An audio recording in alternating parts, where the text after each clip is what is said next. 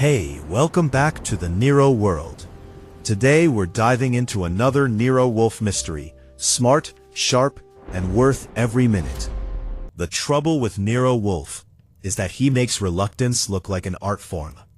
Most men who don't want to do something will tell you so with a grunt or a shrug. Wolfe delivers his reluctance in complete sentences, with subordinate clauses, and occasionally a Latin phrase to make sure you feel adequately dismissed.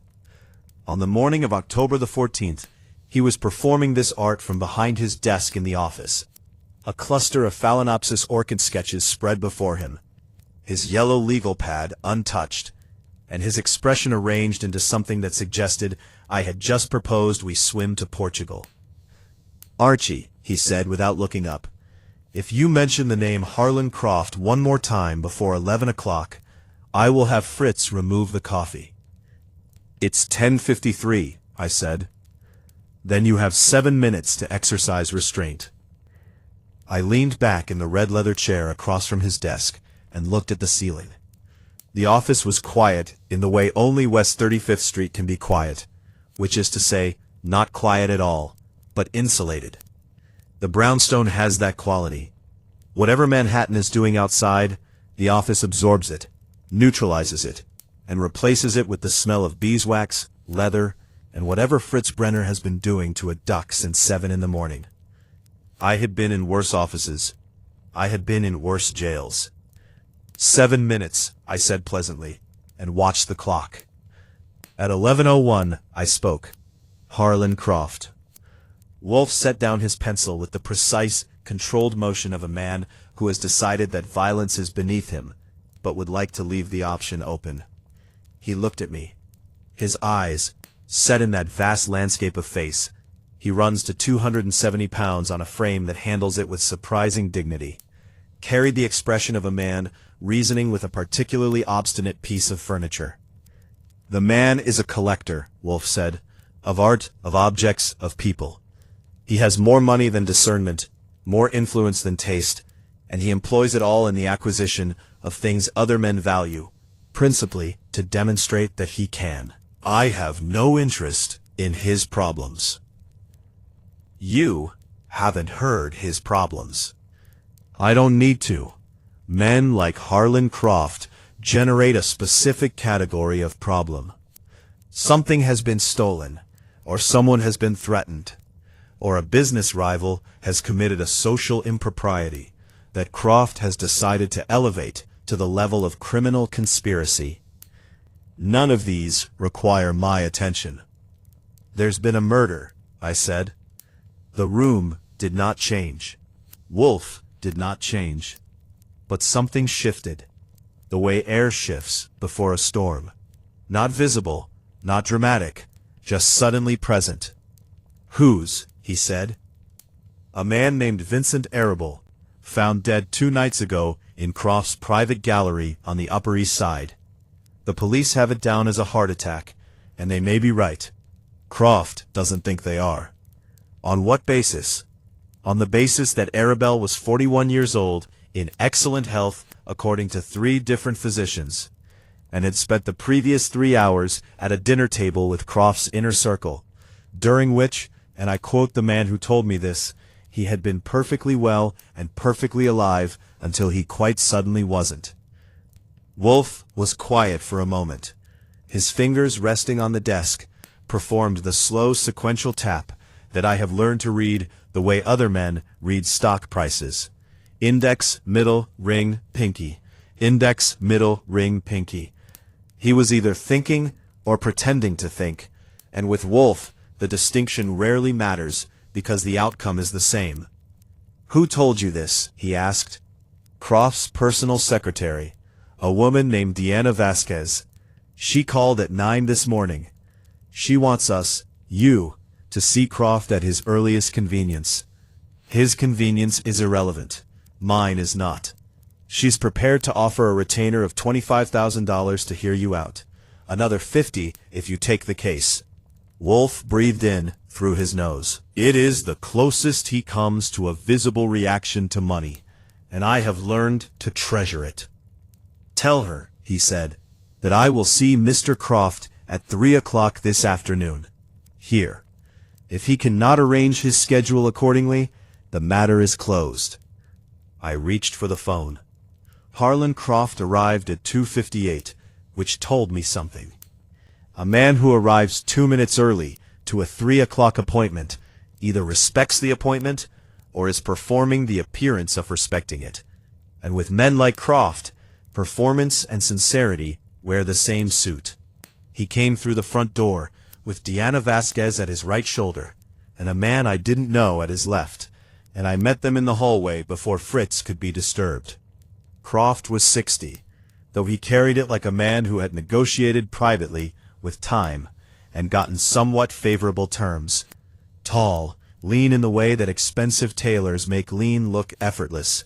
Silver hair worn short and precisely placed. His face was angular, with a jaw that suggested he had spent decades making decisions and found the process agreeable. He wore a black suit that had not been purchased anywhere I could afford to shop, and a tie the color of old burgundy. In his breast pocket the corner of a black card was visible. Obsidian, I thought, before I had reason to think it again. His handshake was firm, without being theatrical. "Mr. Goodwin," he said, "thank you for accommodating me." "Mr. Wolfe accommodates very few people," I said pleasantly, "but he'll accommodate you this afternoon. This way." Diana Vasquez was 40, give or take, with dark hair pulled back and the kind of composed expression that either comes from years of professional practice or from having decided some time ago that showing what she felt was an inefficiency she couldn't afford. She nodded to me and said nothing, which I respected. The third man, the one at Croft's left, was introduced as Marcus Fell, Croft's legal counsel. Fell was 50s, soft around the middle, with the watchful eyes of a man whose entire career has been built on watching other men say things they shouldn't.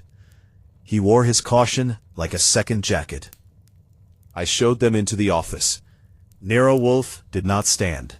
He never stands for clients if he can avoid it, and he avoids it with the single-minded dedication of a man who has thought carefully about what he owes the world, and concluded the answer is approximately nothing. He acknowledged Croft with a tilt of his great head, and gestured toward the chairs arranged before his desk. "Mr. Croft, please sit." Croft sat. He took in the office with the practiced sweep of a man accustomed to assessing rooms, the bookshelves running floor to ceiling, the globe in the corner, the orchid sketches, the general atmosphere of controlled abundance. And whatever he concluded, he kept it behind his angular face.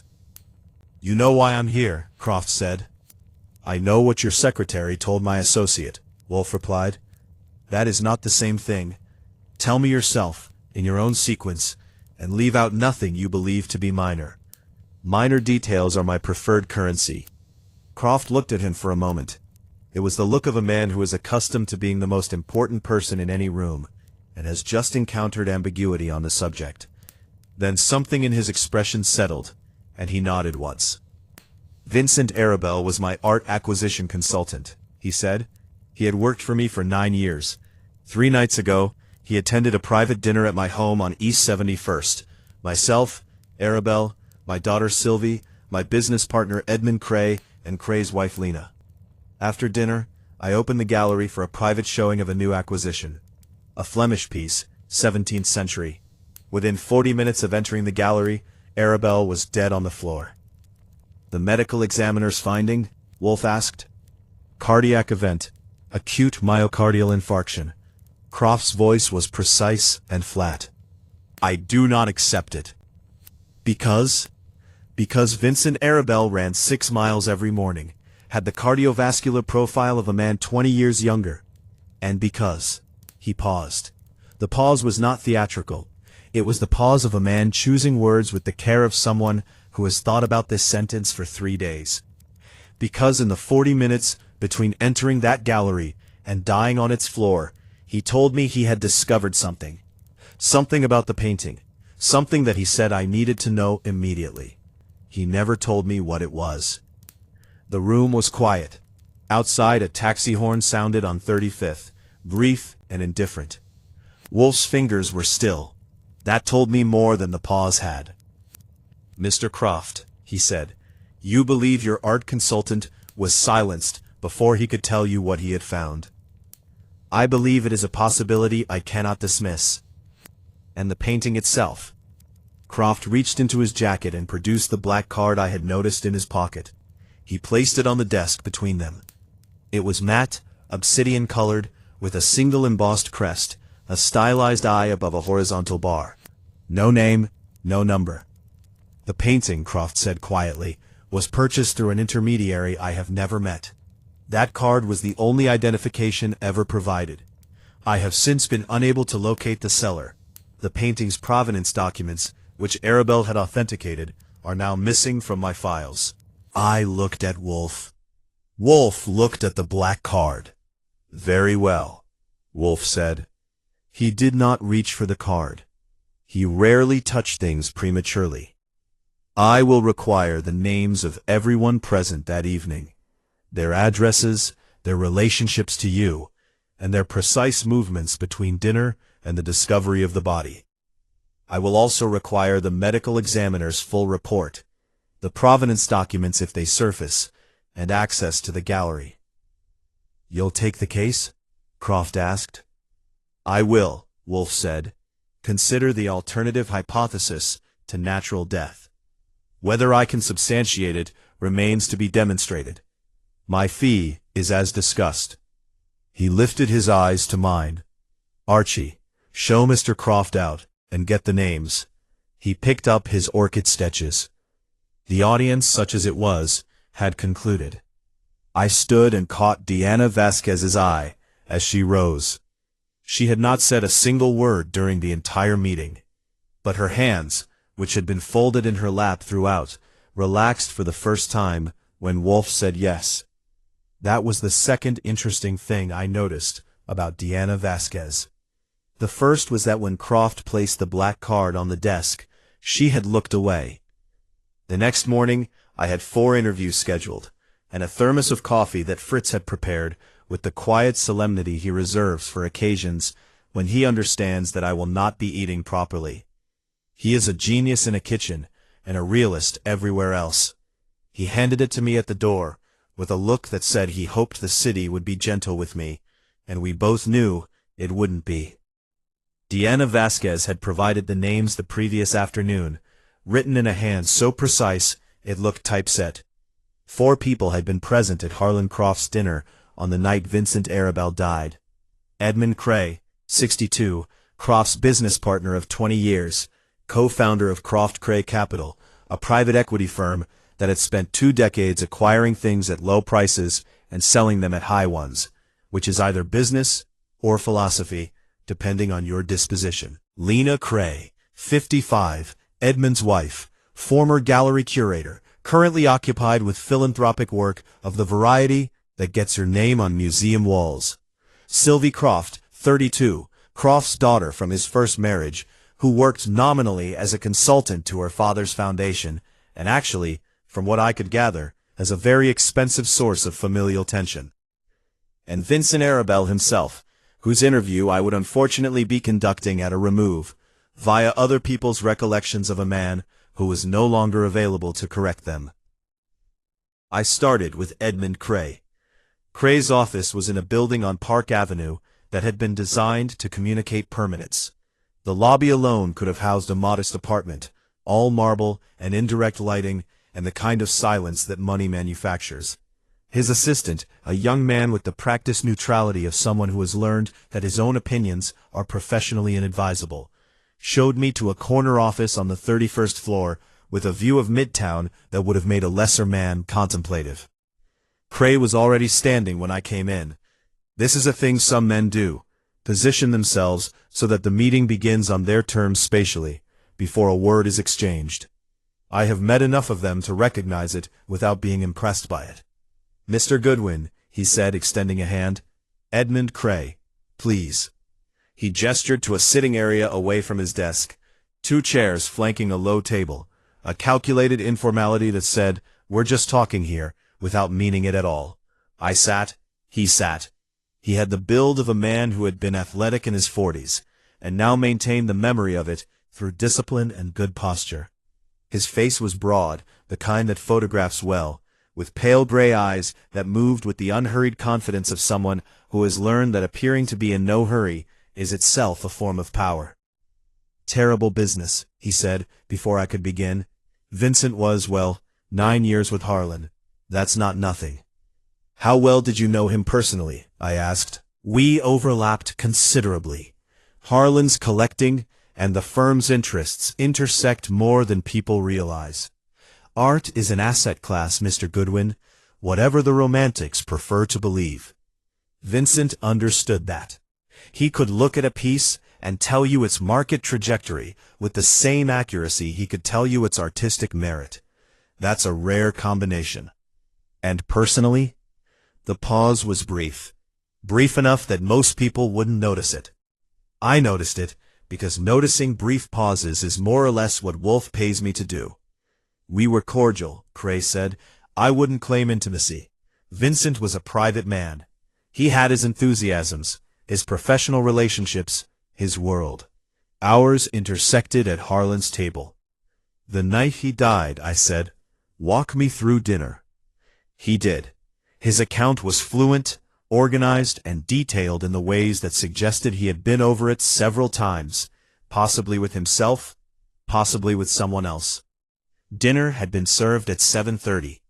The meal was elaborate. Croft's chef operates at a standard that makes most Manhattan restaurants look like they're experimenting. Conversation had been general through the first 2 courses. The firm's recent activity, a museum benefit Lena was chairing, Sylvie's ongoing project in the foundation. Arabelle had been, in Cray's account, slightly quieter than usual. "Quieter how?" I asked. "Distracted," Cray said. "He was present, he participated, but there was something. Preoccupied is perhaps the better word. I remarked on it to Lena afterward." "After he died, or before?" A fractional hesitation. "During dinner. I mentioned to her that Vincent seemed preoccupied." "What did she say?" "She agreed." "Did anyone ask Arabelle directly if something was wrong?" "Harlan did, I believe, after the main course. Vincent said it was nothing, that he was tired. He'd been traveling Paris the previous week, if I recall correctly." And then Croft opened the gallery. "Yes, after dessert. The new piece had arrived. Harlan was eager to show it. He takes considerable pleasure in first viewings." "Who went into the gallery first?"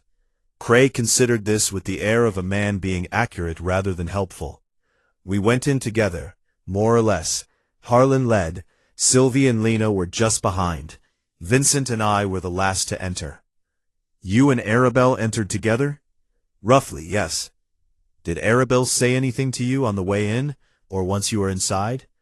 This pause was longer. Not dramatically longer. Cray was too controlled for drama. But measurably longer, and in the context of a man whose previous answers had come with the smooth efficiency of something rehearsed, measurably longer meant something. "He made a comment about the piece," Cray said. "Something about the composition. I'm not an expert in these matters. I leave the aesthetics to others. I didn't retain the specifics. He didn't say anything about provenance, documentation, anything that struck you as out of the ordinary?" "No," Cray said.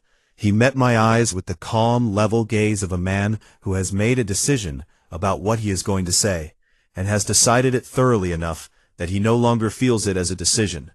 Nothing that struck me as out of the ordinary. I let it sit for a moment, which is a technique I learned from Wolfe, who can let silences sit the way other men let wine breathe. Cray did not fill it. He was too experienced for that."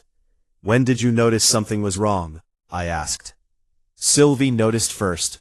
She said his name, Vincent's name, and there was something in her voice. We all turned. He was on the floor, near the painting. There was no sound, no warning that any of us heard. Harlan called for help immediately. I checked for a pulse. There wasn't one. You checked for a pulse. I know basic first aid, Mr. Goodwin. How long would you estimate from entering the gallery to finding him on the floor? 30 to 35 minutes. And in that time, Was there any point when Arabelle was alone in the gallery, or alone with one other person, with the rest of you elsewhere? Cray uncrossed and recrossed his legs. It was the first physical shift he had made. The gallery is one large room, he said. We were all present throughout. All 5 of you, for the entire 30 to 35 minutes. Yes. Thank you, I said, and stood. One last thing, the black card. The one from the painting cellar. Had you seen it before?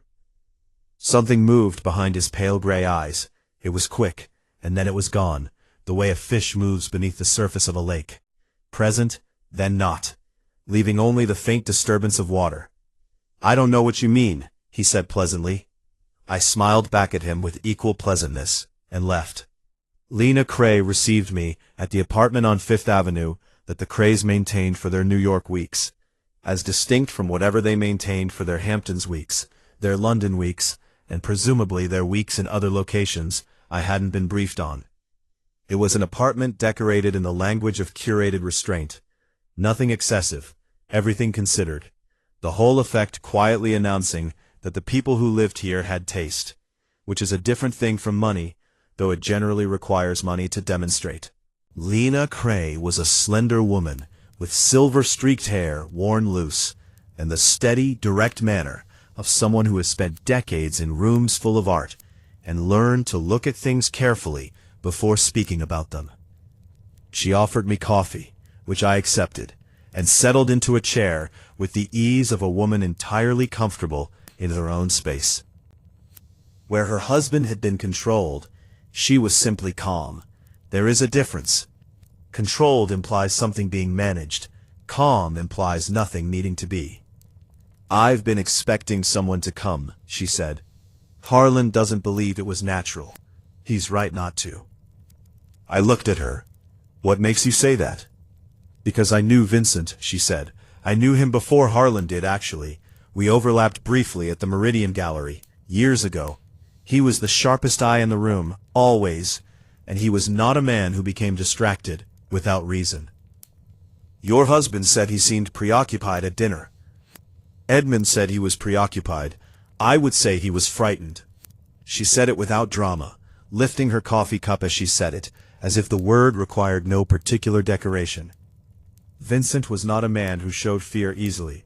He'd spent his career navigating a world where showing vulnerability is expensive, but that evening, at dinner, there were moments when he thought no one was watching, when his face did something it didn't usually do.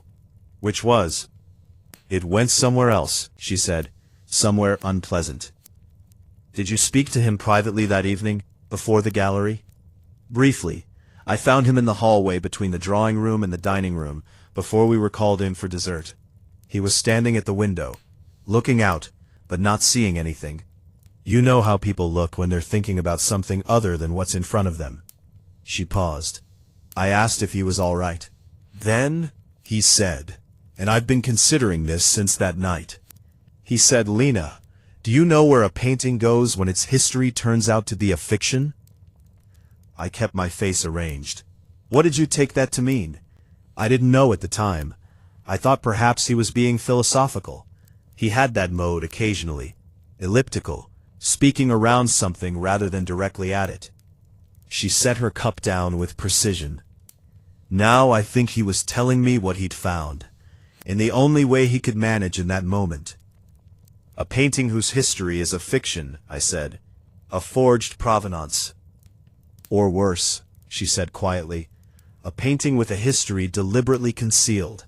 There's a difference, Mr. Goodwin. Forgery means someone invented a past.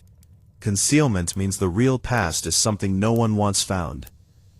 I wrote that down, not because I'd forget it, but because writing things down sometimes tells people you take them seriously, and Lena Cray seemed like a woman who had not always been taken seriously, and had not forgotten it.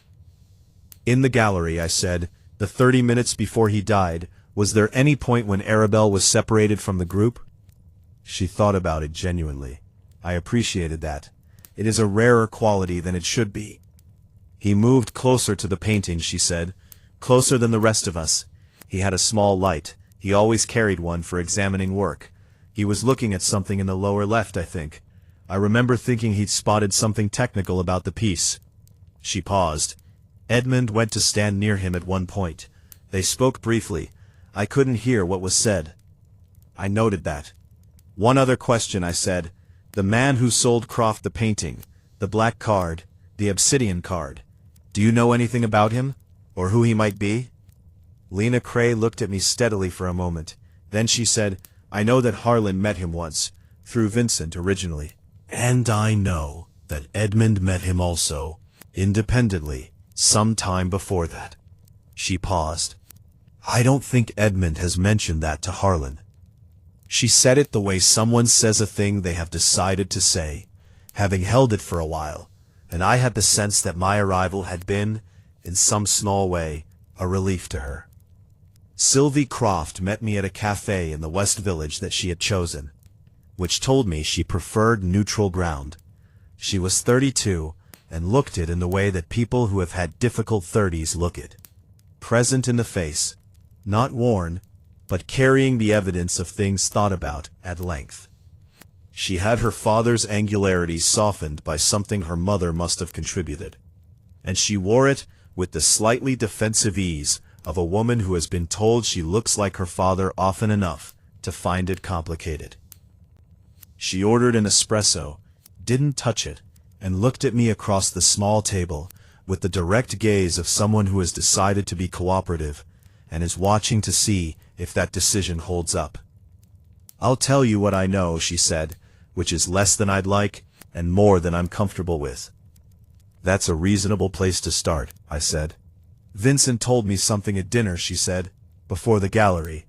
He sat next to me. My father put him there, he always did, because Vincent could talk to anyone, and I can be difficult at dinner parties, and my father thinks those two things cancel each other out. A flicker of something dry crossed her face.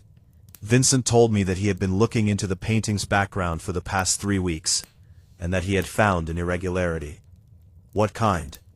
He used the word irregularity. He didn't specify. She looked at her espresso. He also said he'd spoken to someone outside the circle about it, someone he trusted, and that this person had confirmed his concern. Did he give you a name? No, she looked up. He said he was going to tell my father, that evening. He wanted my father to see the painting first, without the information, so that his reaction would be uncomplicated. But he never got the chance. No, she said, he didn't. She was quiet for a moment. Mr. Goodwin, my father is not an easy man, and he is not always a wise one, but he loved that gallery, and he trusted Vincent completely. Whatever is in that painting, whatever Vincent found, it has to do with more than art. What makes you say that? She looked at me with the patient expression of someone explaining something they have already understood for days to someone just arriving at it. Because men who discover forgeries don't end up dead from heart attacks at 41, she said. They end up embarrassed, or litigious, or vindicated. They don't end up dead. The only reason a discovery kills someone is if the discovery threatens someone who has more to lose than a painting is worth.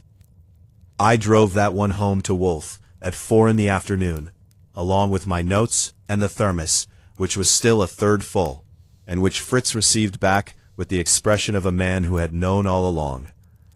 Wolfe was in the plant rooms with his orchids, and declined to be disturbed until 6. I sat at my desk and read my notes 3 times, and each time I read them I found the same things interesting. Edmund Cray had been standing close to Arabelle in the gallery. He had denied knowing the black card. Lena Cray had said her husband knew the card's owner before Croft did, and Sylvie Croft had said that Arabelle told her he had confided in someone outside the circle, someone he trusted, about what he had found. Someone he trusted had known what he knew before he died. That was either a comfort, or it was the problem. I had a feeling it was the problem. The medical examiner's report arrived the following morning by messenger, courtesy of a contact I have at the city, whose name I will not record here, and whose goodwill I maintain through periodic acts of discretion. It was 41 pages, which is a great many pages for a conclusion that had apparently been reached in the first 3. The conclusion was acute myocardial infarction, cause of death, no contributing trauma, no toxicological workup ordered beyond the standard panel. The standard panel tests for the things examiners expect to find when a man in his 40s collapses in a private gallery. It does not test for the things someone would use if they wanted the panel to come back clean. I put it on Wolfe's desk at 8:45, and he looked at it the way he looks at things he intends to consume, with the preliminary attention of someone deciding where to begin. By 9:30, he had read it twice. By 10, he had said 4 words, which for Wolfe in a thinking period is practically a speech. The 4 words were, "Get me Dr. Metzger." Dr. Emil Metzger is a forensic pathologist of the semi-retired variety, which means he consults when the fee is appropriate and the problem interests him.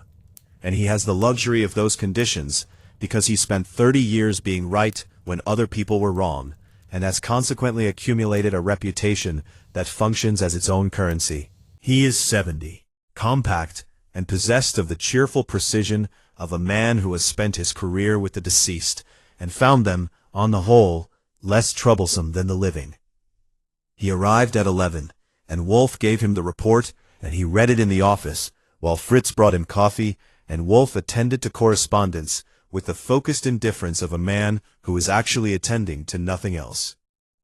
At 11:48, Metzger set the report on the desk and said, "They didn't test for alkaloids." "No," Wolfe agreed.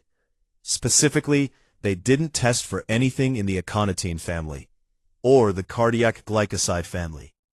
The standard tox panel catches opioids, benzodiazepines, amphetamines, ethanol, cocaine. It doesn't catch aconitine. It doesn't catch a carefully prepared extract of digitalis in concentration. It catches what kills people carelessly, not what kills people deliberately." Could either of those produce a presentation consistent with acute myocardial infarction in a healthy 41-year-old male? Metzger picked up his coffee. "Aconitine, yes, it's one of the more elegant poisons in that regard. Disrupts sodium channels in cardiac tissue, produces ventricular arrhythmia, can progress to fibrillation and cardiac arrest within 30 to 90 minutes of exposure. In a healthy individual with no prior cardiac history, an ME expecting natural causes would have no particular reason to look past the presentation."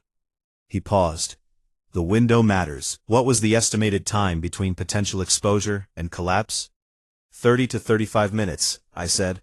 Metzger nodded with the air of someone confirming a suspicion he'd already developed. "Consistent. Very consistent, actually, with a mid-range dose.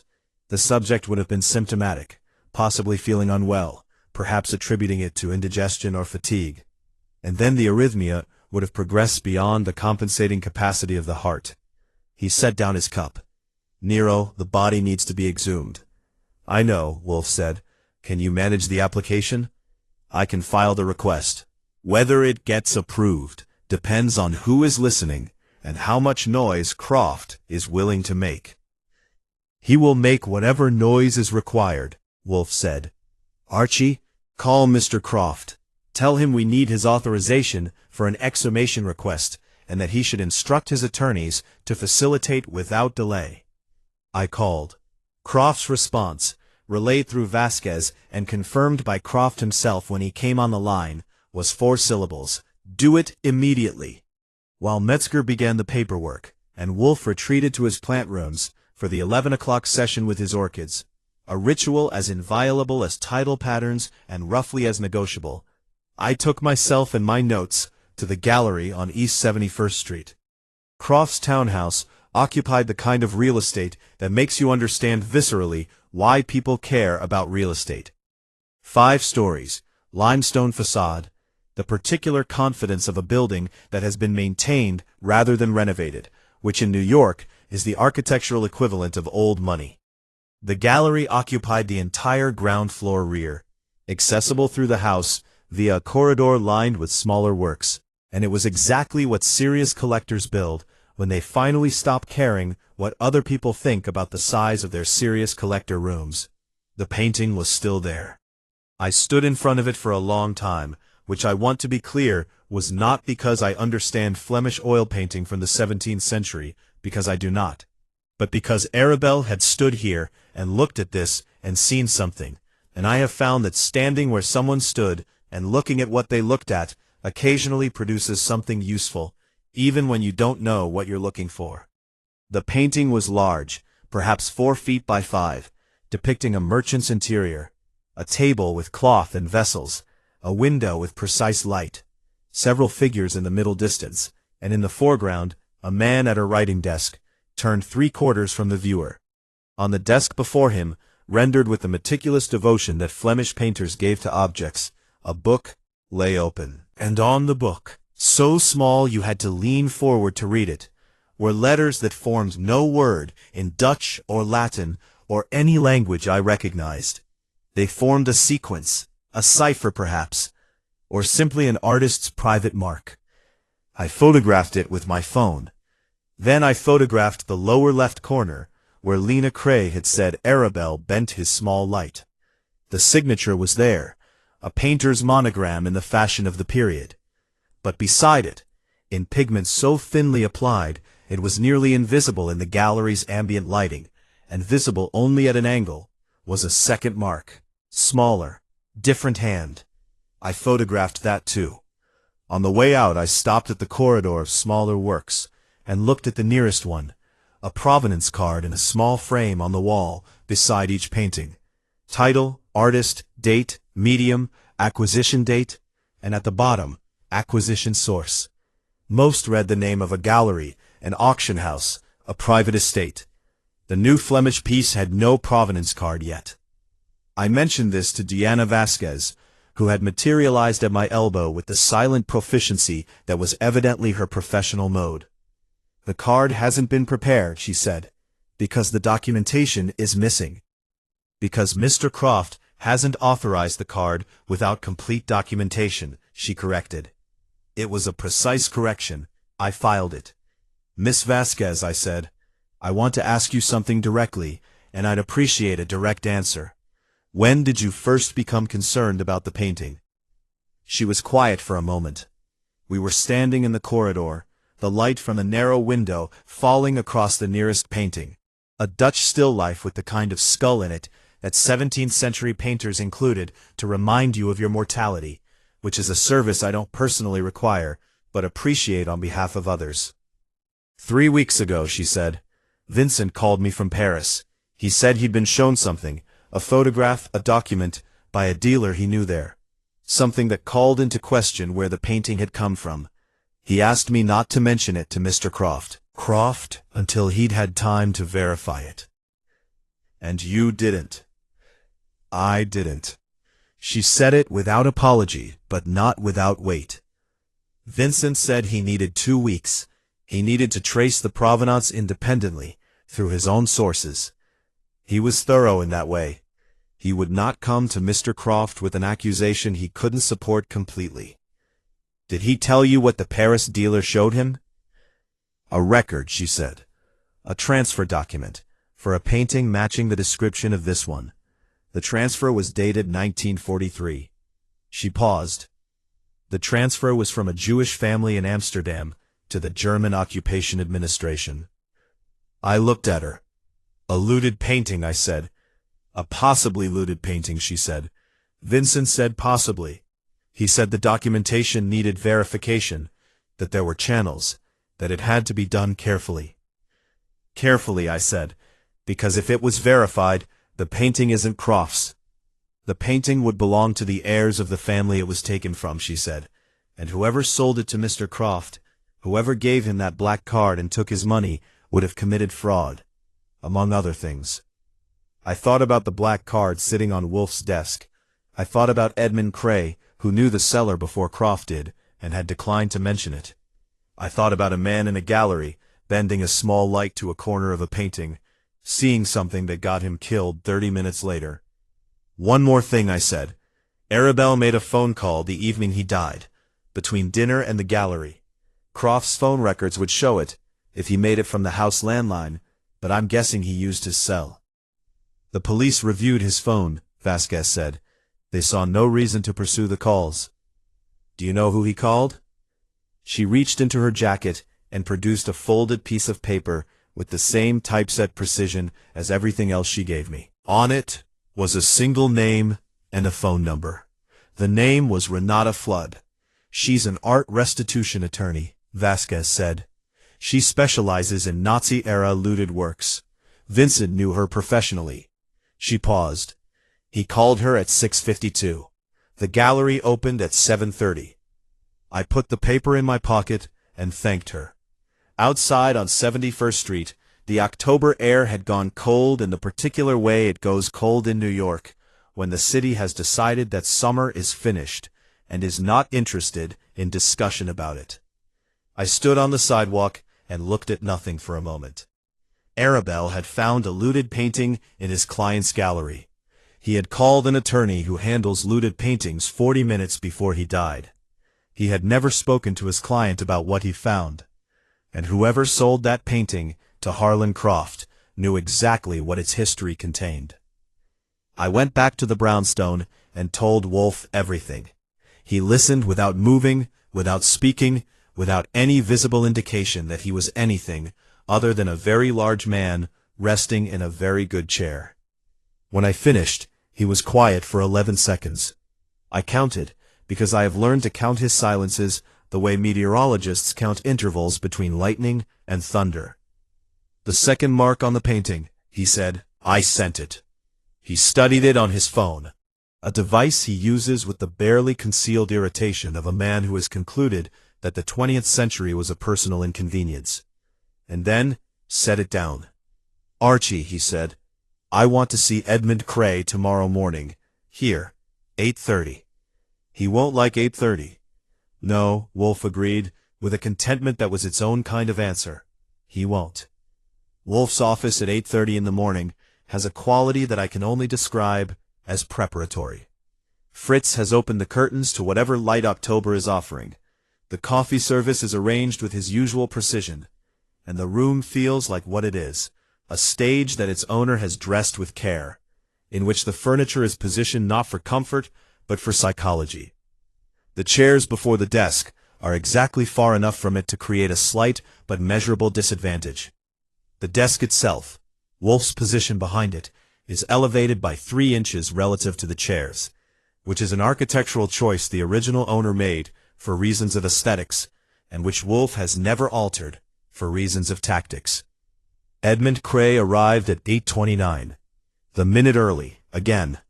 I was beginning to think it was less punctuality than it was a habit of arriving before he was expected, which is a different thing entirely. He was dressed as before, expensive, controlled, the sartorial language of a man who wants you to know his suits cost what they cost, while somehow making it seem like he hasn't thought about it. He took in the office with the same appraising sweep he'd used at first meeting, and sat in the indicated chair, with the air of a man who has sat in many negotiating rooms, and has learned to be comfortable in all of them. Wolfe came in at 8:30 exactly, settled himself, considered Cray for a moment with the detached attention of a botanist examining a new specimen, and said, "Thank you for coming, Mr. Cray." "Harlan asked me to cooperate fully," Cray said. "I'm here."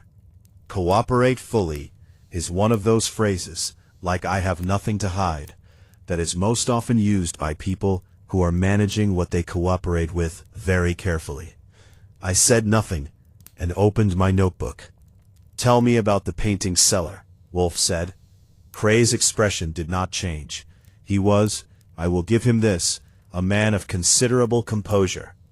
But composure can be tested by the directness of a question, and Wolfe had opened by removing 3 conversational layers that Cray had presumably prepared to work through before arriving at the point.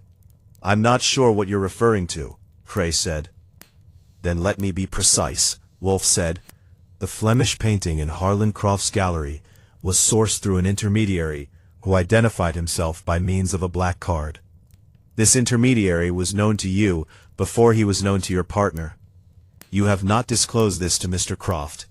I would like to know the name of this individual, the nature of your relationship with him, and the circumstances under which you introduced him, directly or indirectly, into the transaction that resulted in Croft's acquisition of the painting." The silence that followed was not brief. It was the silence of a man taking inventory. "Who told you I knew him?" Cray asked. "That is not material. The fact is established. I am asking you to account for it."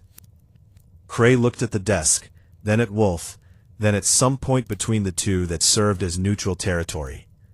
Then he made a decision. I could see him make it, the slight settling of the shoulders that means a man has chosen his ground.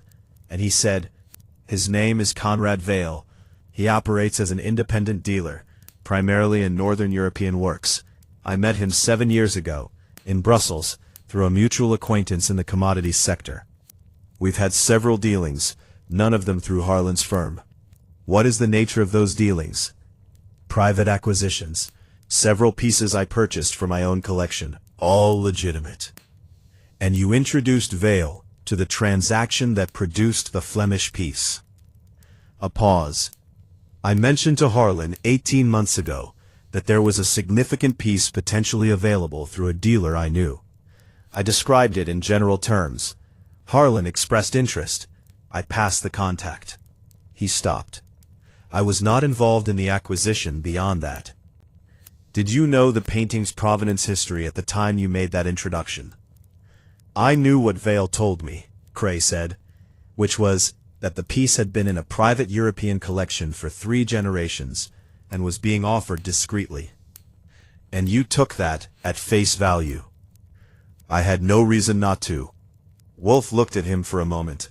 The look had no particular expression attached to it, which is the most unsettling version of Wolfe's looking.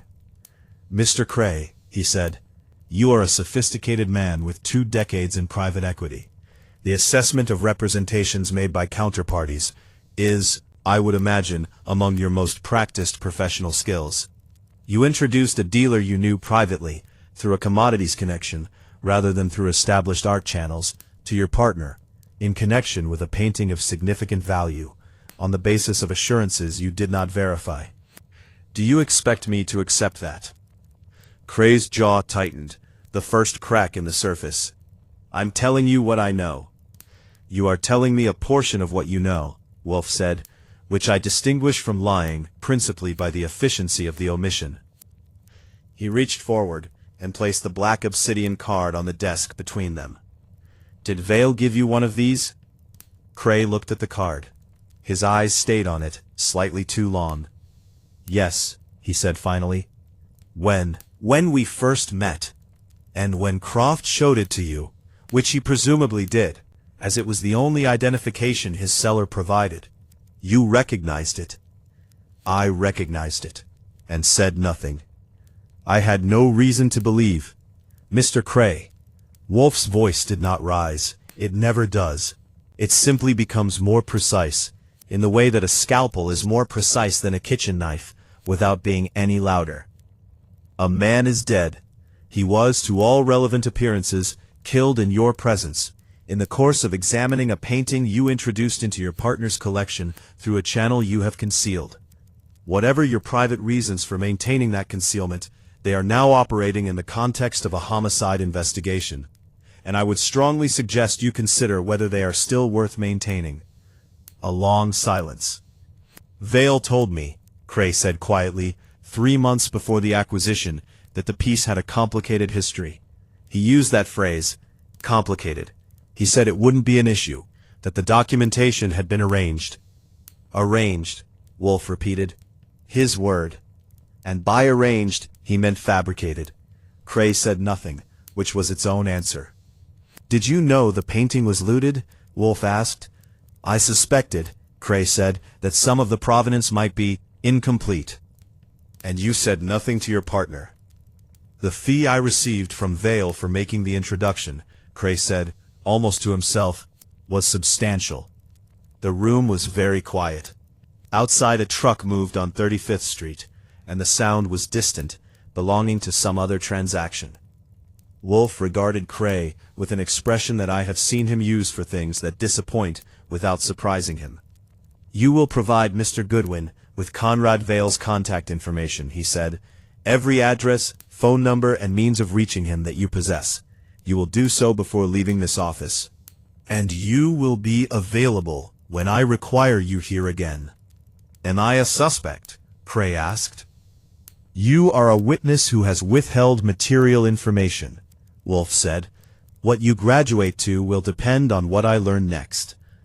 Cray wrote out Vale's information with steady hands. I will say that for him, his hands were steady.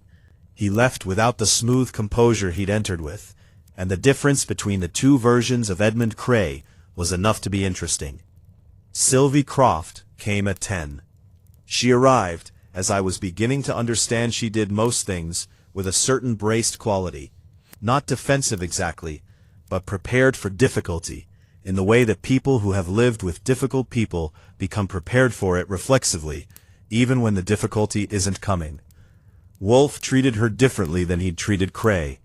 I noticed this because Wolfe's adjustments are subtle but consistent. He shifts the register of his engagement based on what he assesses will be productive. And with Sylvie Croft, he chose a directness that was less prosecutorial and more collaborative. The distinction matters. Miss Croft, he said, you told my associate that Mr. Arabelle confided in someone outside the immediate circle about his discovery. I'd like to pursue that. Sylvie settled in the chair and nodded. He told me at dinner that he'd spoken to someone he trusted. Did he characterize this person in any way? Professional? Personal? Friend? Colleague? She thought. He said trusted. He said it with some weight, as if trust wasn't something he extended easily, which it wasn't. Vincent was careful about people. She paused. He also said he'd told this person enough that they could verify it independently if anything happened to prevent him from doing so himself. I set my pen down. He anticipated something might prevent him, Wolfe said. He was frightened, she said. The same word Lena Cray had used. Two women who had watched Arabelle that evening and both arrived at the same word without consulting each other. I thought at the time he was being dramatic. He had a tendency, not dramatism exactly, but a kind of theatrical solemnity that can sometimes be performance. I thought it was that. She looked at her hands. It wasn't. The person he'd confided in, Wolfe said. Did he give any indication when this conversation had taken place? Or where? Recently, he said recently. She looked up. He also said something I didn't understand at the time. He said, she knows enough to take it forward. She emphasized the word. I registered it and didn't pursue it, because we were called in for dessert. I wrote it down.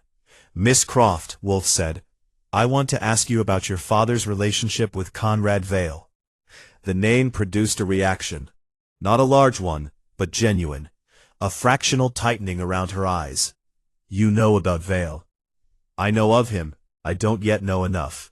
My father met him once, she said, about 18 months ago through Edmund. He called me afterward and said he'd met an unusual man. That was his phrase, unusual. Who moved in circles my father didn't have access to. He seemed pleased about that. My father is attracted to exclusivity. Did he describe Vale physically? Tall, 50s or 60s, hard to tell. Spoke English without an accent, but was clearly European. My father said he had the manner of someone who had seen a great deal, and elected to keep most of it private. She paused.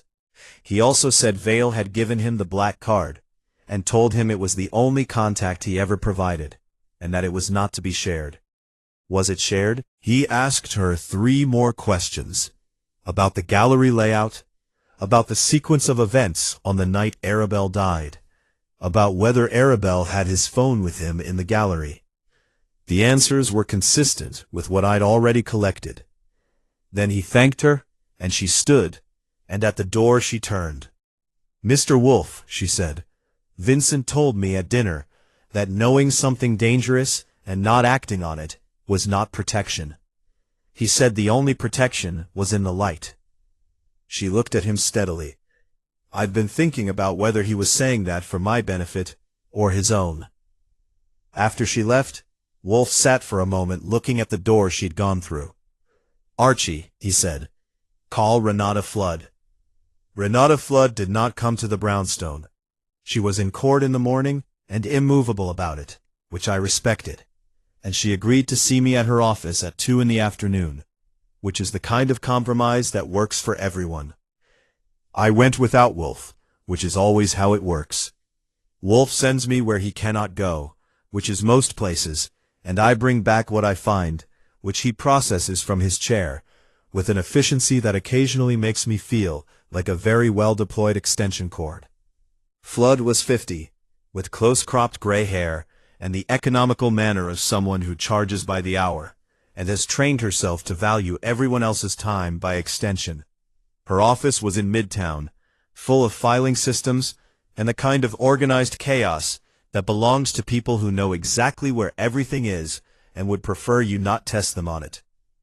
She confirmed that Arabelle had called her at 6:52 the evening he died.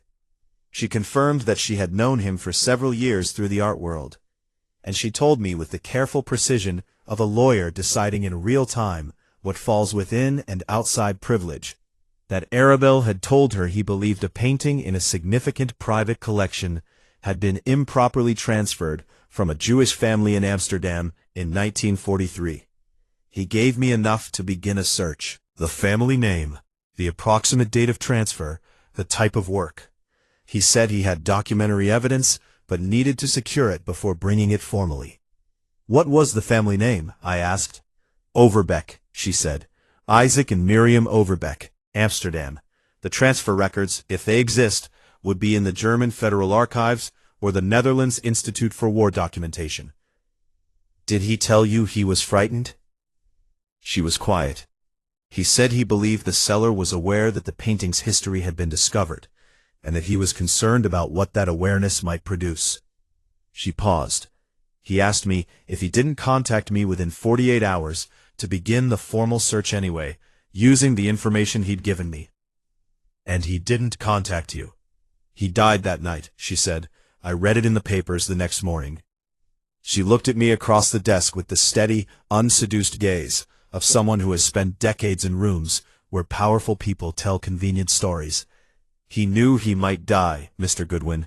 He called me because he wanted to make sure the knowledge didn't die with him.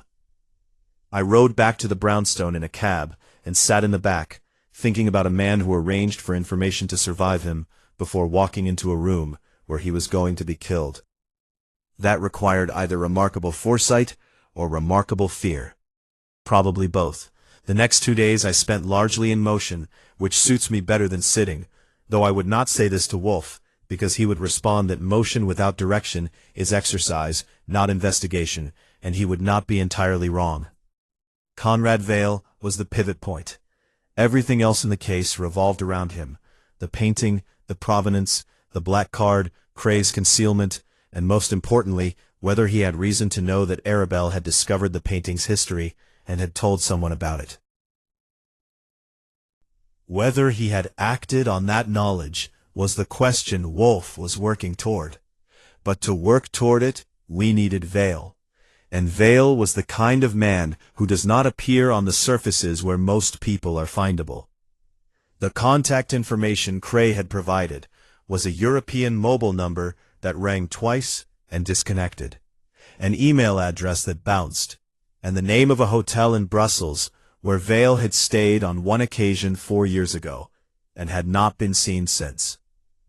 I relayed this to Wolfe, who absorbed it without visible irritation, and told me to find Vale through the painting instead of through Vale. This is a characteristically Wolfe instruction. It sounds like philosophy, and turns out to be method.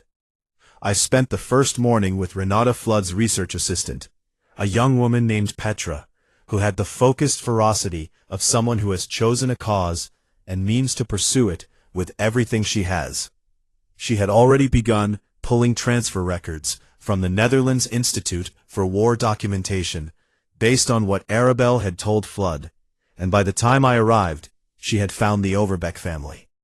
Isaac and Miriam Overbeck, Amsterdam, a painting listed in their 1941 household inventory, submitted with grim irony to the occupying administration's property census. Described as a Flemish merchant interior, 17th century, attributed to the circle of Peter de Hooch. Transferred to the Dienststelle Muhlmann in November 1943, subsequent transfer records lost or destroyed. The family, deported in 1942. Neither survived. There were heirs. Isaac's brother had emigrated to New York in 1938.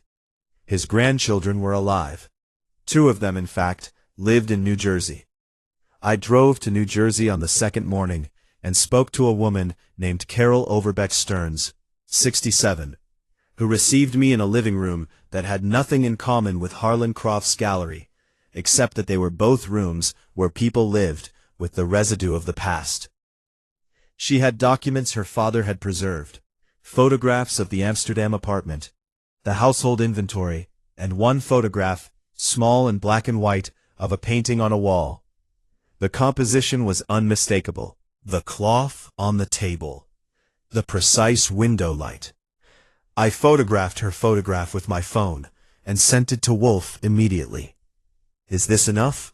I asked him, on the phone outside her house, standing on a street in New Jersey that was doing its quiet autumnal best. "For the painting's history, yes," he said. "For the identity of the man who sold it, not yet." "How do we get to Vale?" "We let Vale come to us," he said. "He is already aware that the painting's history is compromised. He will be monitoring the situation. When he believes the situation requires action, he will act." A pause. "I want you to do something this afternoon that will assist in that process." "What?" "Go to the gallery," he said. "Tell Miss Vasquez, in the course of your visit, that the investigation has produced a name. The name of the family from whom the painting was taken. That Renata Flood is preparing a formal restitution claim, and that law enforcement is now involved." "Is law enforcement involved?" "It will be," he said. "By the time anyone verifies the claim, it will have become true. Do not say anything specifically false, Archie. Imply what is on the verge of becoming accurate." I went to the gallery that afternoon and spoke to Vasquez with the careful vagueness of a man delivering just enough news to travel. She listened. She asked 2 questions, both of which I answered generally. She thanked me and said she would update Mr. Croft. I was fairly confident she would update someone else first. On the second afternoon, I went back to the question of what had actually happened in the gallery on the night Arabelle died. The police report, which Inspector Kramer's office had shared with its usual mixture of reluctant cooperation and barely concealed irritation at our involvement, documented the physical scene in the dry, careful language of people trained to record without interpreting. Arabelle had been found approximately 8 feet from the painting, on his back. No external injuries, no signs of struggle. His jacket was folded over his arm. His small examination light was on the floor beside him, still switched on. That detail interested me. I went back to the gallery, stood where the report said he'd been found, and looked at the painting from that distance. 8 feet from the painting, he'd have been finished examining it. You don't stand 8 feet from a painting you're inspecting with a light. You stand close, you lean in, you step back for perspective. 8 feet is the distance of a man who has finished looking and is thinking about what he saw. He'd found what he'd found. He'd moved back, and then something had happened. I looked at the room. 1 entrance, the corridor through the house. No windows at ground level. The air system was overhead, central, with 2 vents in the ceiling. A small table near the entrance that held a wine service on the night in question, according to the report. Croft liked to serve a glass when he showed new work. The wine. I stood there and thought about the wine. Aconitine can be administered in liquid. It has a slightly bitter, numbing quality that might be masked in a wine with sufficient tannin. A single glass, measured carefully, would produce onset of symptoms within 20 to 30 minutes. The classic burning sensation in the mouth and extremities, progressing to numbness, cardiac arrhythmia, and arrest. 30 to 35 minutes after entering the gallery. Arabelle had taken a glass almost certainly upon entering. It was a Croft ritual, the celebratory glass with a new piece, and then 30 minutes later, he was on the floor. I called Wolfe. "The wine," I said. Yes, he said. You already knew. I suspected. The timing made it the most probable delivery mechanism, and the gallery setting made it convenient. A single glass prepared in advance, for a specific person, in a setting where the host controls the service. He paused. The question is not how. The question is who prepared that glass. Croft's staff prepared the wine service. They prepared the service, he said. They did not necessarily determine who received which glass. I thought about this. Someone at dinner that night knew which glass Arabelle would receive, I said. Or ensured it, Wolfe said. Tell me, in the gallery that evening, who served the wine? I checked my notes. According to Vasquez, who had been present briefly at the start, Croft himself had poured and distributed the glasses before dismissing the staff. He had poured 4 glasses, one for each guest, as Vasquez herself had declined, and handed them out. Croft poured, I said. Then either Croft administered the poison himself, Wolfe said, which I consider unlikely, given that he has hired me to investigate the death, or someone had already introduced the poison into a specific glass before Croft poured from the bottle. The bottle. Or a specific glass, he said. Pre-dosed. Set at a particular position in the service arrangement. Croft pours, distributes, and Arabelle receives the pre-dosed glass because someone has ensured he would. I stared at the table where the wine service had stood. The glasses would have been arranged. Someone who knew the room, knew the routine, knew how Croft distributed glasses. Someone who had been in that gallery before, multiple times, enough to know the ritual. All 4 of the guests had been there before, I said. Yes, Wolfe said. Which means 4 people had the knowledge. Only one had the specific motivation to silence Arabelle before he spoke to Croft. And that motivation required knowing what Arabelle had discovered. Vale told Cray the provenance was arranged, I said slowly. What if Cray told someone else? That, Wolfe said, is exactly the correct question. Come home, Archie. I came home. The brownstone on 35th Street received me at 6:15 with the smell of Fritz's cooking, something involving veal, and a sauce that I would have asked about if I'd had bandwidth for it. And Wolfe in the office, in his chair, with a book face down on the desk that told me he hadn't been reading it. He had been thinking. I gave him everything, and he listened with his eyes closed, which is his preferred posture for receiving information he intends to process without the distraction of whoever is providing it. When I finished, he opened his eyes and considered the ceiling for a moment. Sit down, Archie. I sat. The structure of this case, he said, contains a flaw that has been bothering me since Miss Vasquez's account of Arabelle's phone call. Arabelle called Flood at 6:52, after dinner, before the gallery. He told her he had discovered the painting's history, gave her the family name, and asked her to proceed if he was unable to contact her within 48 hours. He paused. He anticipated danger. He made arrangements. And then he walked into that gallery and drank a glass of wine. Maybe he didn't know the danger was that immediate, I said. Perhaps, Wolfe said, or perhaps he believed he was safer than he was because he trusted the wrong person. The person he'd confided in. He told Sylvie Croft that he had shared his discovery with someone he trusted. He used the word she, a woman. Renata Flood is the obvious candidate, but Flood is an attorney, not a member of the circle. She had no means of ensuring Arabelle received a particular glass of wine in a private gallery. He looked at me. Who else? I thought about it. 2 women in the dinner circle, Sylvie Croft and Lena Cray. Sylvie, who had told me openly that Arabelle had confided in someone, who would not have told me that if she had been the someone. Lena, who had described Arabelle's fear with precision, who had known him before the others, who had told me that her husband had known Vale independently and hadn't disclosed it to Croft. Lena, who had been watching when Arabelle bent his light to the lower left corner of the painting.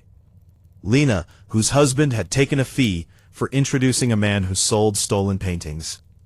Lena Cray, I said. Wolfe said nothing, which with Wolfe is the same as yes. She told me things, I said. She gave me Vale's connection to her husband. She told me about the transfer record, the painting's history. She told you things that were already at risk of discovery, Wolfe said, and told them to you first, in a framing of her own choosing. A woman who is managing information does not refuse to share it. She shares it strategically. He paused.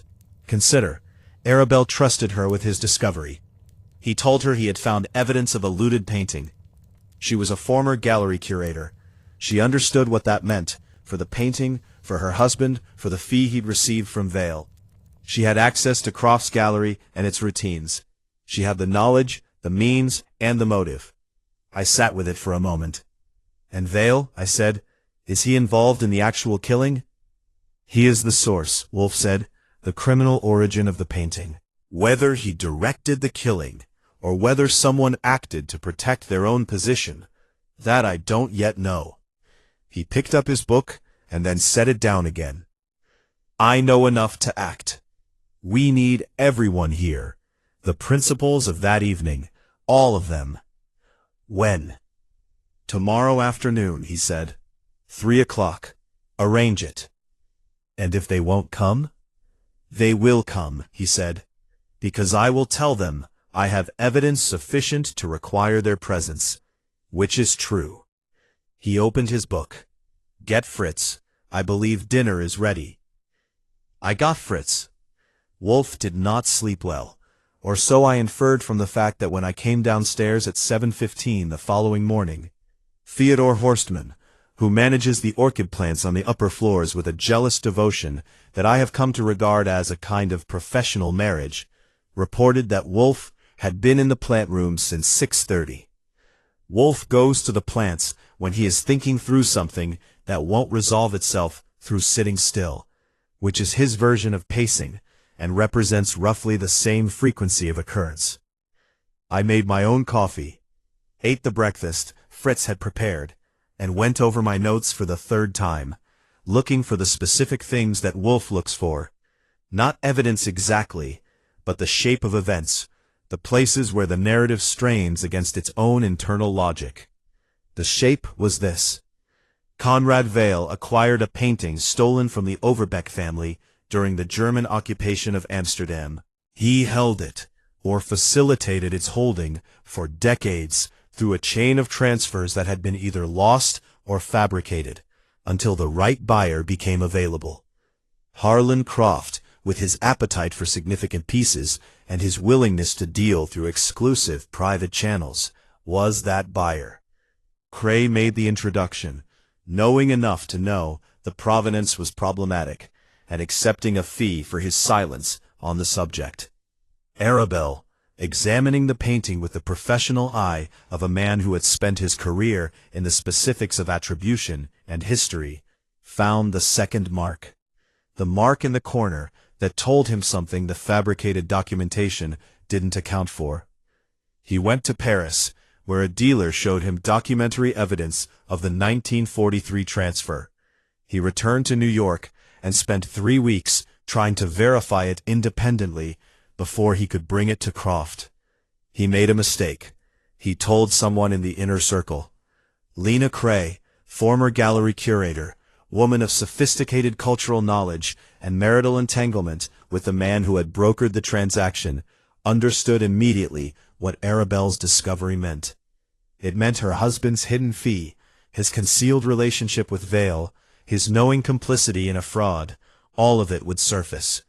It meant criminal exposure, professional ruin, and the particular social destruction that attaches to a couple whose comfortable life is revealed to have been partly funded by the laundering of stolen cultural property.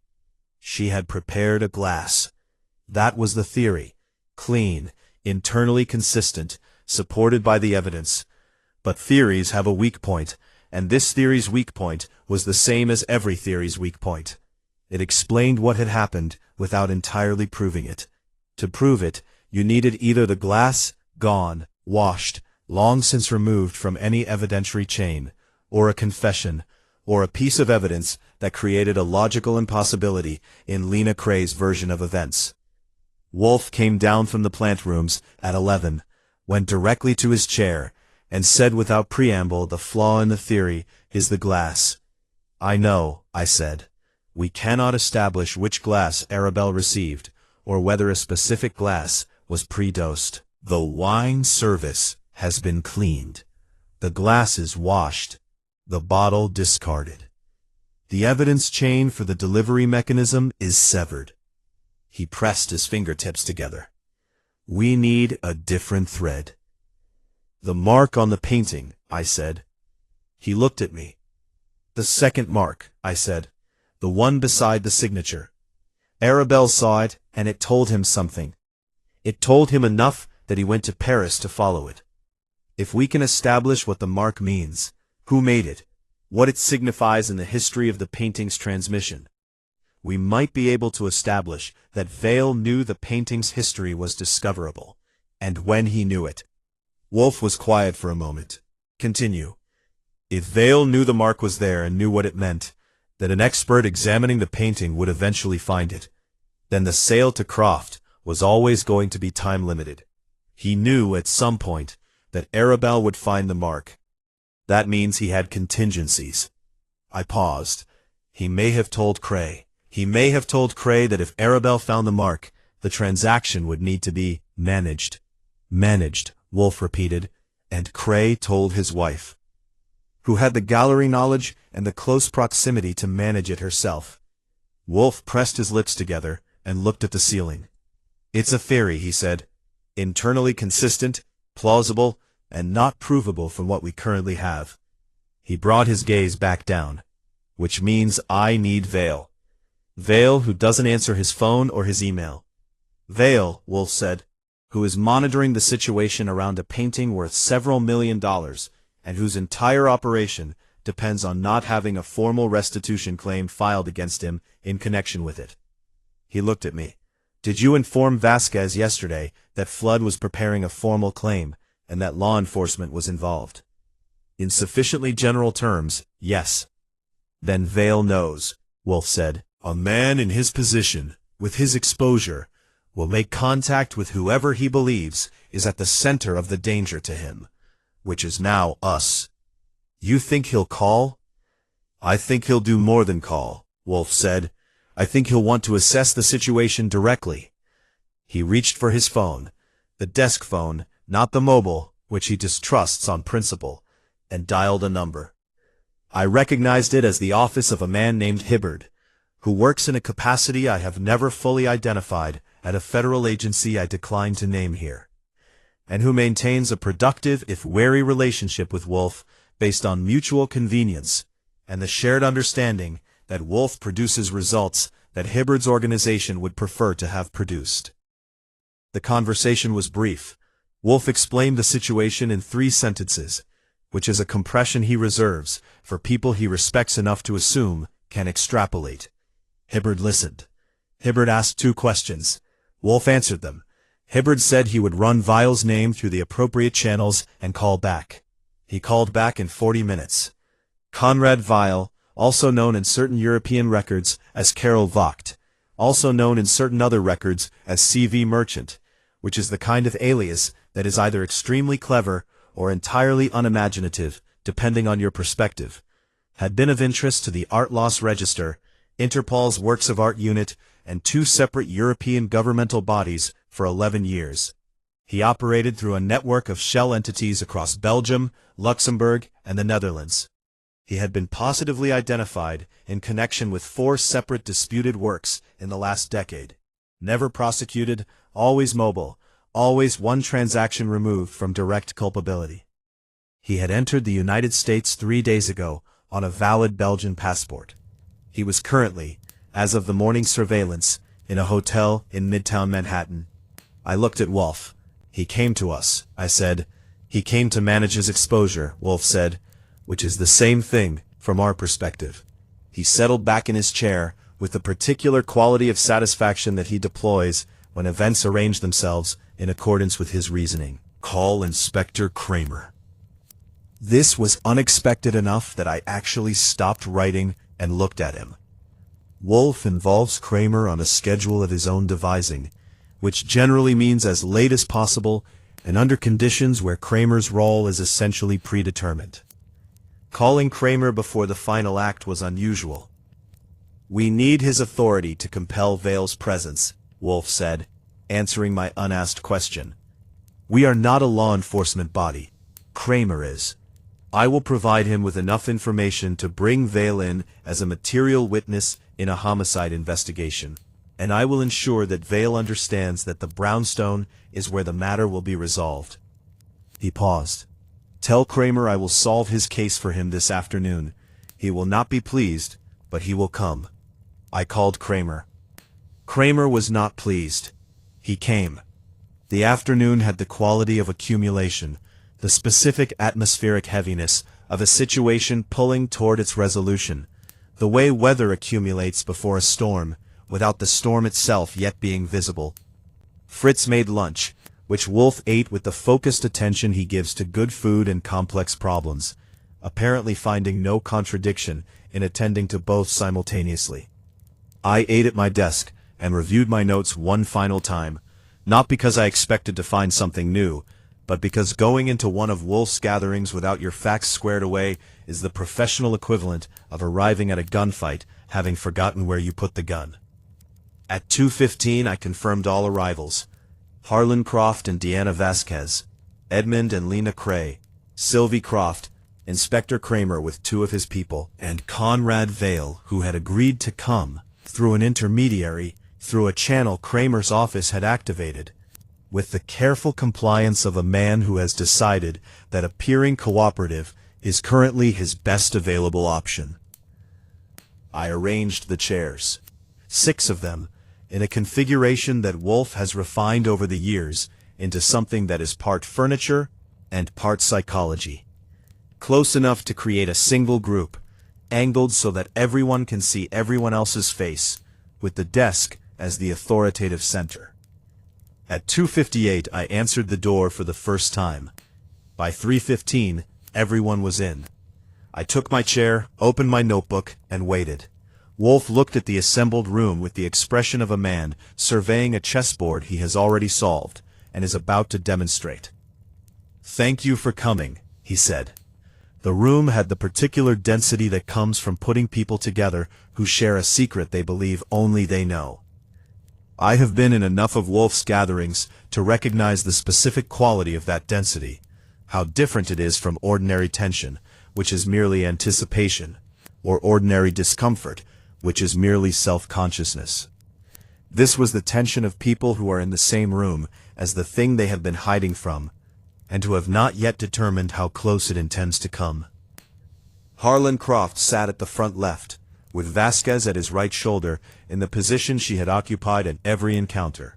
Present, precise, and carefully uninflected. His face was the face of a man who has spent the previous days in controlled fury, and has arrived at something quieter and more dangerous on the other side of it. He had the manner of a man who has decided to let someone else act, and is waiting with interest to see what happens.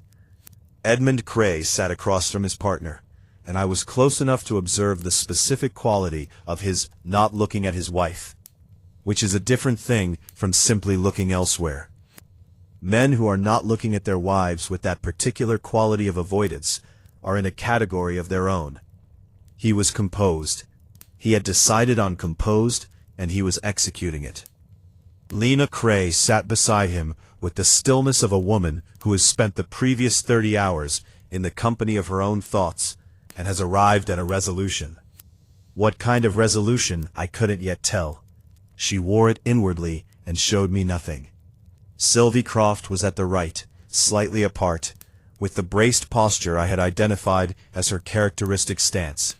She looked at Wolfe, and then at the man she hadn't met before, Conrad Vale, sitting to her left, with the focused attention of someone memorizing a face for future reference.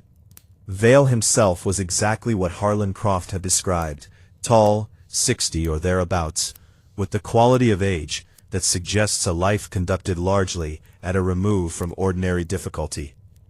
His face was composed in the manner of a man accustomed to difficult rooms, and his eyes moved around the assembled group with the unhurried assessment of someone calculating odds. He had brought no attorney, which either meant he was confident or arrogant, and with men like Vale, the distinction is frequently academic. Inspector Kramer sat against the wall to my right, red-faced and deliberate, with the air of a man who has agreed to something he has reservations about, and intends to ensure those reservations go on record later. His two people stood behind him. "I will be concise," Wolfe said, which in Wolfe's lexicon means he intends to be thorough, because the facts of this case, once assembled in their correct sequence, require very little decoration. He began with the painting. He described its history, the Overbeck family, the 1941 inventory, the 1943 transfer to the German Occupation Administration, in the flat, factual manner of a man reading from a record, which he was not, but the effect is the same. He produced the photograph from Petra's research, the Overbeck family apartment in Amsterdam, with the painting on the wall.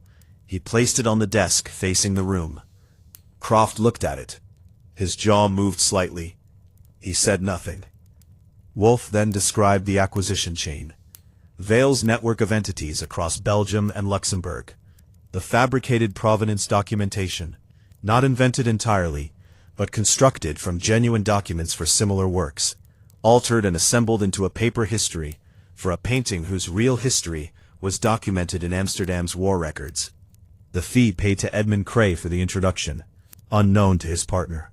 The black card, which Wolfe now held up briefly before setting it back on the desk.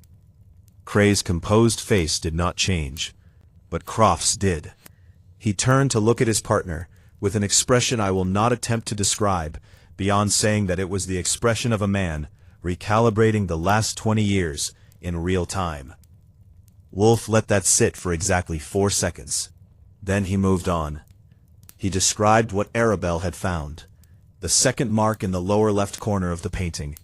A cataloging mark used by the Dienststelle Mühlmann, the German entity responsible for the administration of looted cultural property, applied faintly to works that passed through their hands. Invisible to casual viewing. Unmistakable to an expert eye with a directed light. Arabelle had seen it. He had gone to Paris. He had returned with documentary confirmation. He had spent 3 weeks verifying his finding. And then he had made the mistake of telling someone in the inner circle, someone he trusted, before he told Croft. Here Wolfe paused. The room adjusted. People who think they know where a road is going settle into slightly different postures when it turns unexpectedly, and the pause had the quality of an unexpected turn. "Mr. Vale," Wolfe said, and Vale looked at him with the unhurried gaze of a man who has decided his best position is attentive neutrality. "You entered the United States 3 days ago. This was after the investigation into Vincent Arabelle's death had been publicly initiated, and after information about the painting's provenance had begun to circulate in channels accessible to someone in your position.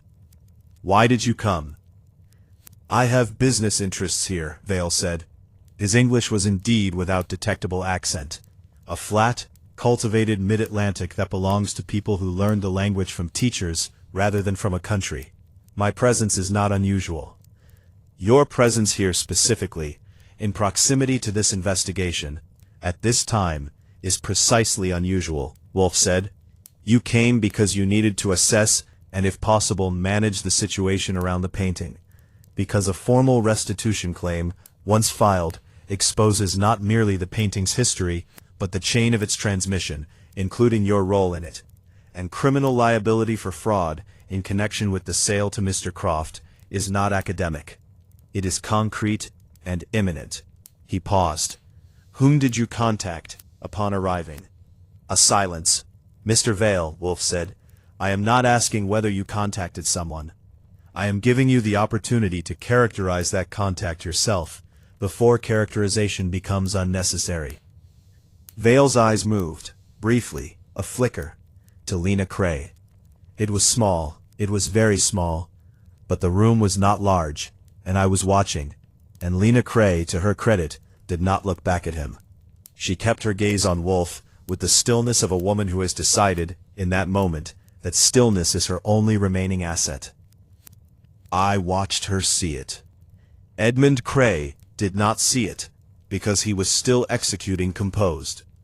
I made contact with Mrs. Cray, Vale said, in the tone of a man making a pragmatic calculation. She had been, historically, a point of contact for matters relating to the art market. When, Wolfe said, 2 days after I arrived. And what was the nature of that contact? I informed her that the painting's provenance had become a subject of investigation, and that she should be prepared for questions. You warned her, Wolfe said. I informed her, Vale said. Wolfe looked at him for a moment, with the patience of a man who can wait. Mr. Vale, I want to ask you a precise question, and I want you to consider your answer carefully before you give it. Because the legal counsel you apparently elected not to bring today would, if present, advise you that this is the question on which everything else turns.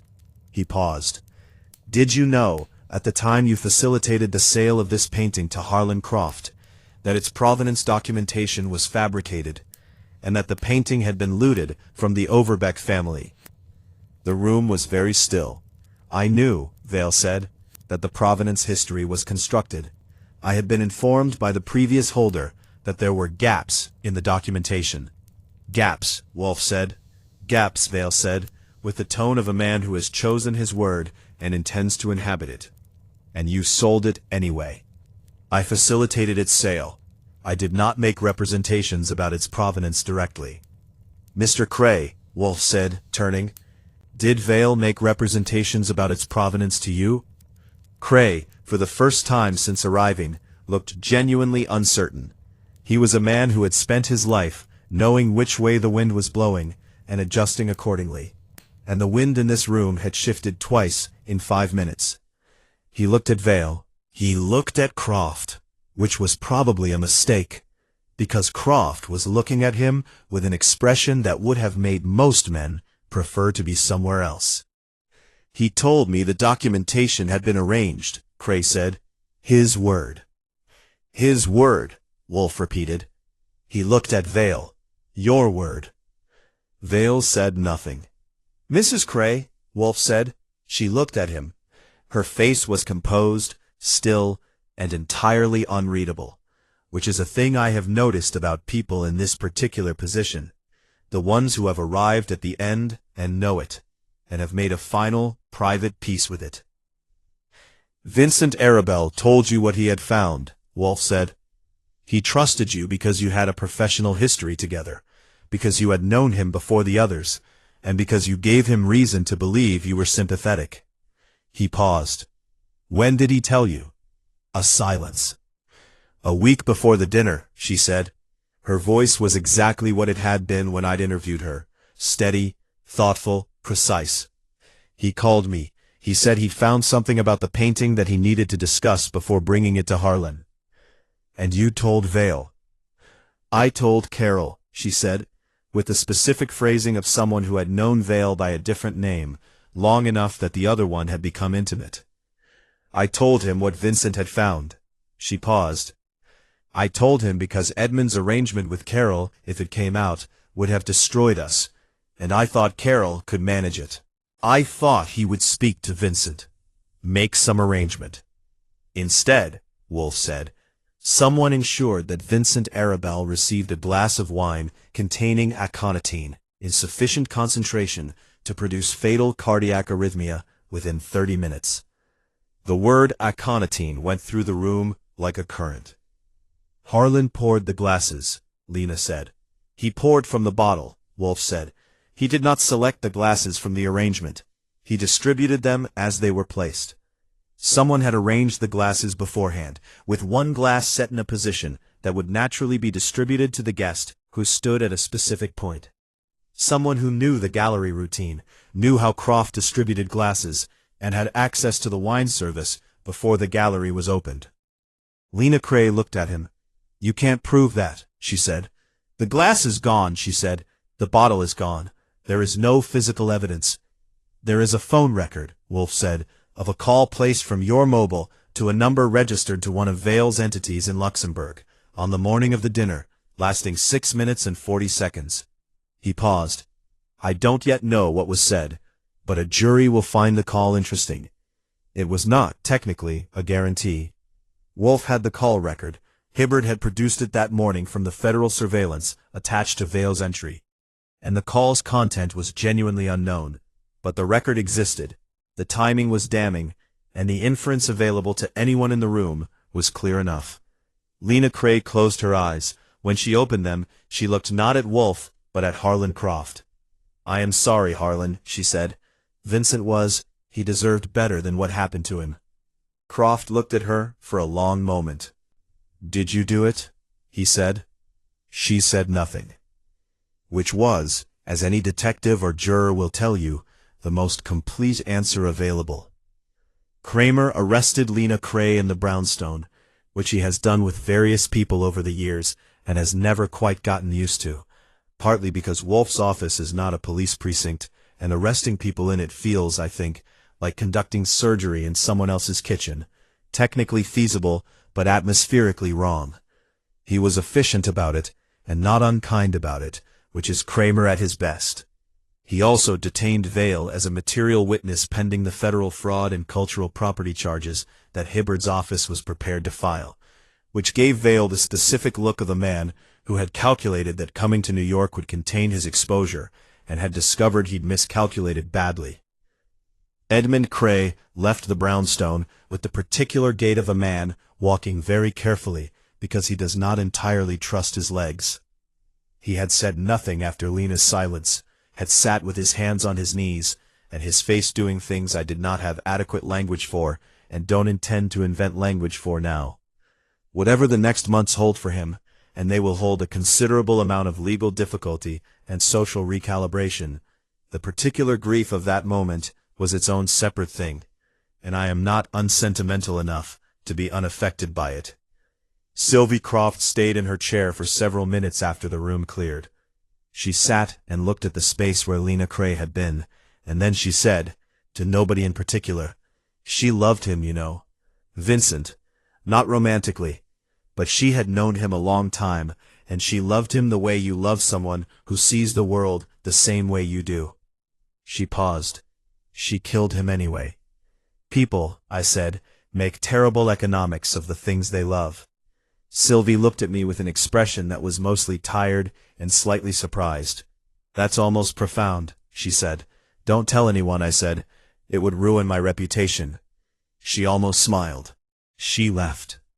When the brownstone was empty of everyone except Wolfe, Fritz, and me, Kramer having extracted his retinue and his prisoners with the brisk efficiency of a man who now had paperwork to do and resented it, I sat in my red leather chair and looked at the desk and the black obsidian cards still sitting on it. Wolfe sat in his chair and looked at me.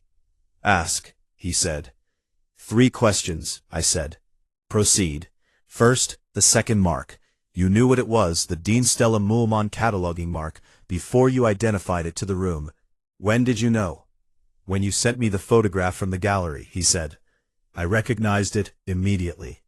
I spent time in Europe in my younger years, in periods and places that made familiarity with the mechanisms of occupation practically unavoidable. The mark is documented in the literature of looted art recovery. It should have been more widely known. Second, Vale coming to New York. You anticipated that. I anticipated that he would take action when he believed the situation required it, Wolfe said. I did not know with certainty that he would come personally. I considered it likely, because men like Vale, men whose entire operation depends on invisibility, become dangerously active when their invisibility is threatened. Coming to assess directly is consistent with his methodology. He has apparently always been too confident in his ability to manage situations personally. He looked faintly contemptuous. It is a common failing of the professionally devious. Third, I said, the phone record. You said the call's content was unknown, but you presented it in a way that suggested it was evidence of Lena's contact with Vale about the poisoning. I said a jury would find the call interesting, Wolfe said. I did not characterize its content as evidence of a specific act. You implied it strongly enough that she thought you had more than you did. Yes, he said, And it worked. She confirmed the relevant facts voluntarily, he said. Her silence in response to her husband's question was not legally a confession, but it was a moral one, and it will be followed by a legal one. The prosecutors will have the call record, Vale's testimony, which he will provide in exchange for whatever arrangement reduces his own exposure, and the physical evidence around the aconitine, which Dr. Metzger's exhumation will produce. The case is sound. But your presentation in the room was a controlled application of available pressure to produce a desired result, Wolfe said. Archie, what I am paid for is not the collection of evidence. It is the identification of truth. The evidence is the law's concern. I provided the truth. The two are related but not identical. This is the kind of statement that would give a law professor a difficult afternoon, and I have decided after years in this business not to trouble myself about it. Wolfe's results are sound. His methods are his own. The people who end up in Kramer's custody are, in my experience, the people who should be in Kramer's custody. And the machinery by which they get there contains a gear that is Nero Wolfe, and that gear does not operate like the other gears. I have made my peace with it. The painting, I said, what happens to it? It will be returned to the Overbeck heirs, Wolfe said. Renata Flood will ensure it. The formal restitution process will take time. It always does. But the provenance is now documented and the claim is uncontested. Harlan Croft is a man of sufficient legal sophistication to know that contesting it would be both futile and professionally catastrophic. He loses several $1 million. He loses a stolen painting, Wolfe said. The money was spent. The moral account was never credited. He also loses an old friend and business partner. Edmund Cray was never entirely what he presented himself to be, Wolfe said, without particular judgment. Croft's difficulty is that he chose to be willfully unaware of that for 20 years because the arrangement was profitable. He is not without culpability in the general architecture of this affair, though not in the specific crime. He paused. He will survive it. Men of his particular formation generally do. I thought about Harlan Croft and his gallery and his Obsidian card, and his 9 years with a man who knew the difference between a painting's surface and its history, and who had died in the room where that history had finally caught up with everyone who touched it. Vincent Arabelle, I said. Wolfe looked at me. He did everything right, I said. He verified before accusing. He contacted an attorney to preserve the knowledge. He was careful and thorough, and he trusted the wrong person, and he's dead. Yes, Wolfe said. That bothers me. It should, he said. If it didn't, I would be concerned about you. He was quiet for a moment, his fingers still on the arms of his chair.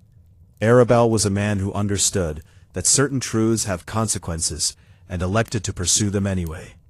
The consequence in his case was fatal, which is the worst available consequence, and one that cannot be repaired.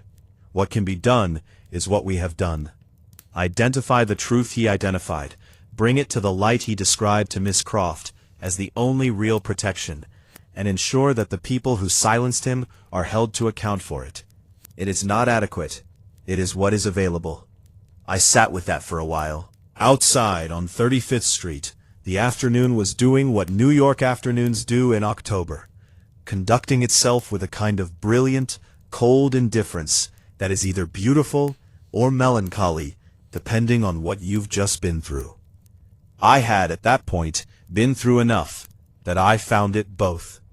Your fee, I said. Croft will pay it. He got what he paid for. He got rather more than he paid for, Wolfe said. He paid to be told his art consultant was murdered.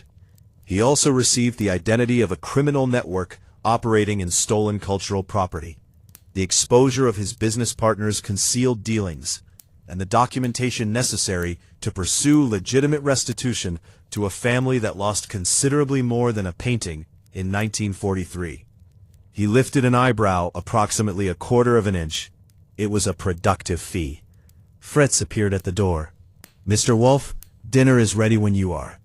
Wolfe rose from his chair with the deliberate effort of a very large man who has been thinking hard for several days and is ready to stop thinking for the duration of a meal. He straightened his jacket, which is his post-resolution gesture, the equivalent of brushing dust off his hands if he were the kind of man who got dust on his hands, which he isn't. "Coming, Fritz," he said. I stayed in the office for a few minutes after he left. I do this sometimes.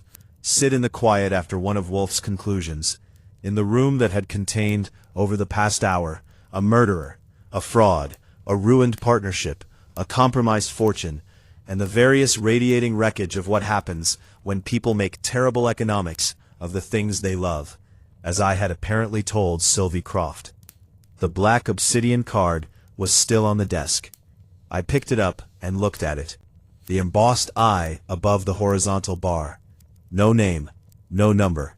The self-sufficient confidence of someone who believes his identity is something that others receive as a privilege rather than a right. Conrad Vale, Carol Vogt, C.V., merchant, who had moved stolen paintings through the neutral shell of private transactions and elegant hotel meetings and the careful separation of hands, and who had come to New York to manage his exposure and would spend the next several years instead managing his defense. I thought about Isaac and Miriam Overbeck, who had documented their possessions with the methodical care of people who did not know they were making a record of what would be taken from them, and whose painting had traveled through 80 years of hands and fictions and commerce, and had ended up on a wall in Manhattan, where a careful man with a small light had looked at its lower left corner and seen what it was.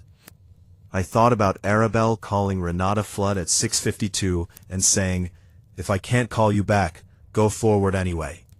He had known, I think. Not with certainty, with the specific, frightened, clear-eyed clarity of a man who understands the stakes of what he has found, and has decided that understanding them is not a reason to stop. He was right. He was killed for being right. Those two things do not resolve neatly into each other, and anyone who tells you they do is selling something. I set the card back on the desk.